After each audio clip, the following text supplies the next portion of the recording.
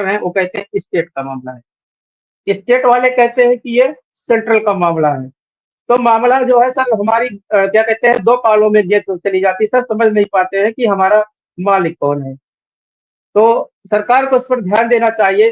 नीति आयोग ने अपने रिपोर्ट में स्पष्ट क्या कहते हैं कहा भी था शिक्षा मंत्रालय से, मिनिस्ट्री ऑफ एजुकेशन से, कि आप कस्तूरबा के जितने भी कर्मचारी हैं पूरे भारत में, सबकी सेवाओं को आप नियमित कर दीजिए। लेकिन उसके बावजूद भी नीति आयोग की बात को मिनिस्ट्री ऑफ एजुकेशन के जो अधिकारी हैं वो मानने को तैयार नहीं है, ना तो भी स्वीकार की है सर। बड़ी और आशा उम्मीद के साथ सर जितने कर्मचारी हैं उम्मीद लगाए बैठे हैं कि हमारा भी अच्छा दिन आएगा। रामराज तो आ ही चुका है, बस कर्मचारियों के लिए रामराज की परिकल्पना का प्रारंभ हो जाए सर। जी, और आ नहीं रहे वो, जरा उनसे बात कर लो।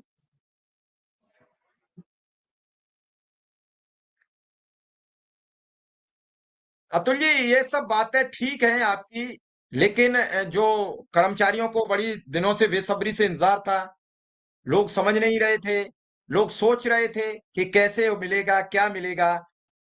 कर्मचारी कह रहे थे कि हम जॉब छोड़ देंगे, कुछ कह रहे थे हम कुछ भी करेंगे। ये सब बावजूद पूरे प्रदेश में नहीं, पूरे देश में आप भ्रमण किया, पूरे देश के लोगों में जी एक सर, जागरूकता फैलाई। उसके बाद 10% आपका मानदेय वृद्धि हुई है। अभी भी वो आप बता रहे हैं कि जी राज्य सर। सरकार और केंद्र सरकार के पाले में इधर से उधर वो गेंद ट्रांसफर हो रही है। हाँ, ये बात कल विक्रम सिंह भी कह रहे जी थे सर। कि जब मिल जाए तब जानिए।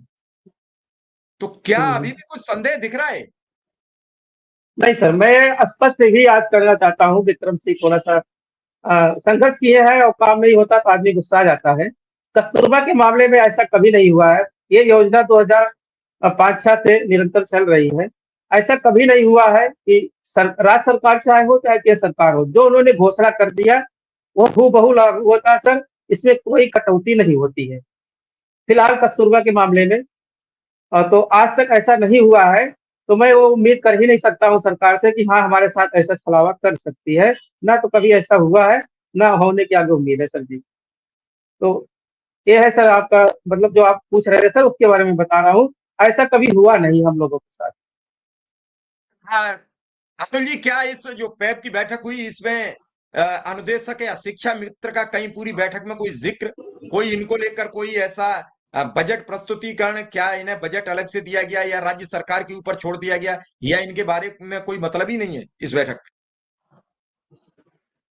सर क्या कहते हैं हमारे जो अनुदेशक भाई है शिक्षा मित्र हैं, ये अ, शिक्षा से जुड़े हुए हैं और बेसिक शिक्षा से सब जुड़े हुए हैं।